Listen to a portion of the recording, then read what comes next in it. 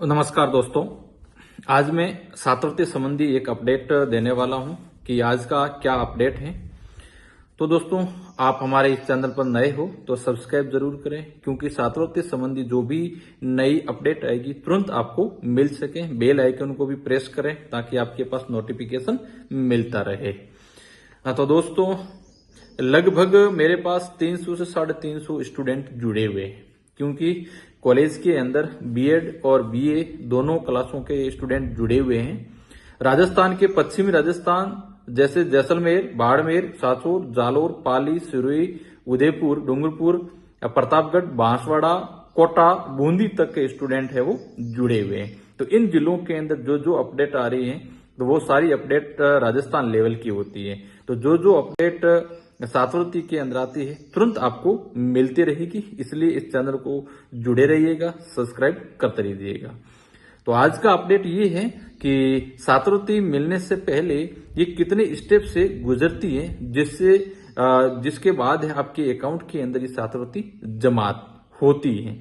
तो इसके लिए मैं आपका पूरा प्रोसेस बताऊंगा, किस किस प्रोसेस से आपको गुजरना होता है।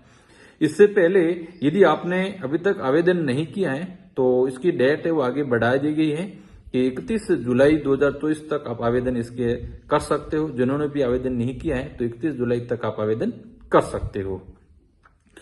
तो सबसे पहले मैं आपको बता दूं कि सबसे पहले आप ई मित्र से आवेदन करते हो। जैसे ही आप आवेदन करते हो तो आपका आवेदन है वो कॉलेज स्तर पर जाता है। तो कॉलेज स्तर पर आपके आवेदन की पूरी जांच की जाती है, जिसके अंदर आपके ओरिजिनल डॉक्यूमेंट लगे हुए हैं या नहीं है। पहली चीज ये चेक की जाती है कि यदि आपके डॉक्यूमेंट ओरिजिनल लगे हुए नहीं है तो आपको कॉलेज स्तर से ही ऑब्जेक्शन मिल जाएगा, क्योंकि छात्रवृत्ति के लिए ओरिजिनल डॉक्यूमेंट होना जरूरी है। इसके लिए ही रेड फ्लैग मार्क का ये जो आपके जो ऑब्जेक्शन आ रहा है, यही ऑब्जेक्शन है कि आपके डॉक्यूमेंट ओरिजिनल है या नहीं है और आपके ओरिजिनल डॉक्यूमेंट ऑटो वेरीफाई है या नहीं है। तो ये बार बार समस्या आती है। तो जो भी आप डॉक्यूमेंट लगाओ तो आप ओरिजिनल जरूर लगाएं। उसके बाद जैसे ही आप कॉलेज लेवल से यदि आपका फॉर्म अप्रूव हो जाता है तो वो एसजेई लेवल पर जाता है, यानी कि जिले लेवल पर जाता है।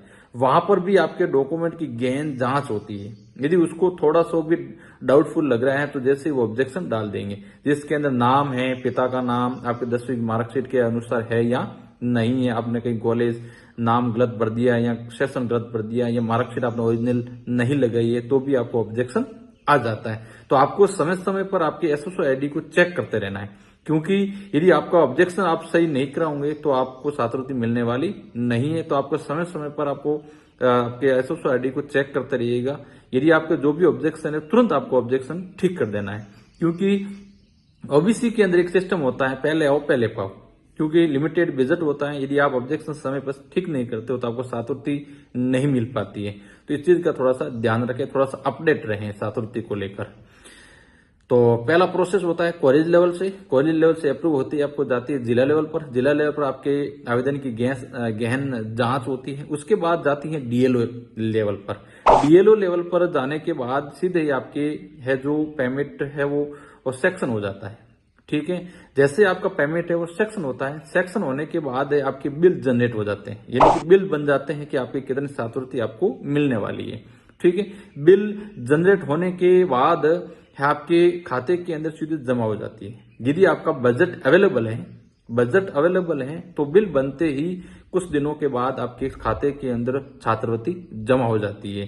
और बजट नहीं होता है तो आपको कुछ समय के लिए वेट करना पड़ता है और छात्रवृत्ति वो मिल जाती है।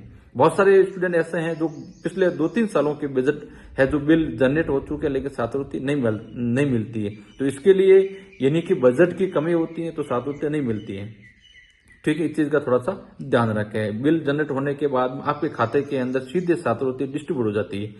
तो छात्रवृत्ति 2 फेज में आती है। एक आती है 40% यानी 40% छात्रवृत्ति है वो राजस्थान सरकार देती है और 60% छात्रवृत्ति वो केंद्र सरकार देती है। ठीक है, यानी कि जैसे ही आपका बिल वहां से बन जाएगा, बिल बनते ही कुछ समय बाद आपको 40% छात्रवृत्ति तुरंत आपके अकाउंट के अंदर जमा हो जाती है, क्योंकि ये राजस्थान सरकार की होती है तो तुरंत आपके जमा हो जाती है।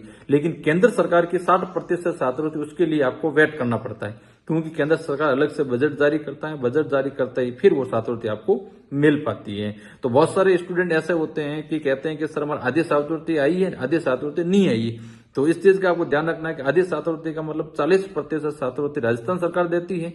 वो तो आपको जैसे ही आपके बिल जनरेट होता है उस समय ही आपके खाते के अंदर जमा कर दी जाती है। लेकिन 60% छात्रवृत्ति के लिए आपको है वो थोड़ा वेट करना पड़ेगा, क्योंकि ये केंद्र सरकार का मामला है। तो छात्रवृत्ति के लिए जो भी अपडेट, नई अपडेट आएगी तुरंत आपको इस चैनल पर मिलती रहेगी। तो आपको सब्सक्राइब जरूर करना है, बेल आइकन को प्रेस जरूर करते रहिएगा ताकि आपको नोटिफिकेशन आपको मिलती रहे। क्योंकि मेरे पास बहुत सारे स्टूडेंट जुड़े हुए हैं, आप अकेले हो लेकिन मेरे है बहुत सारे स्टूडेंट जुड़े हुए, तो सारी जानकारी मैं समय पर देखता रहता हूं, क्योंकि छात्रवृत्ति काम पिछले 7-8 वर्षों से मैं कर रहा हूं। तो क्या क्या प्रॉब्लम आती है तमाम जानकारी मुझे है। तो आप जुड़े रहिएगा और विभिन्न प्रकार की जानकारी के लिए मैंने डिस्क्रिप्शन के अंदर अपने टेलीग्राम की लिंक भी दे रखी है, उसको भी ज्वाइन कीजिएगा। जो भी अपडेट आएगा वहां पर आपको मिलती रहेगी। धन्यवाद। जय हिंद।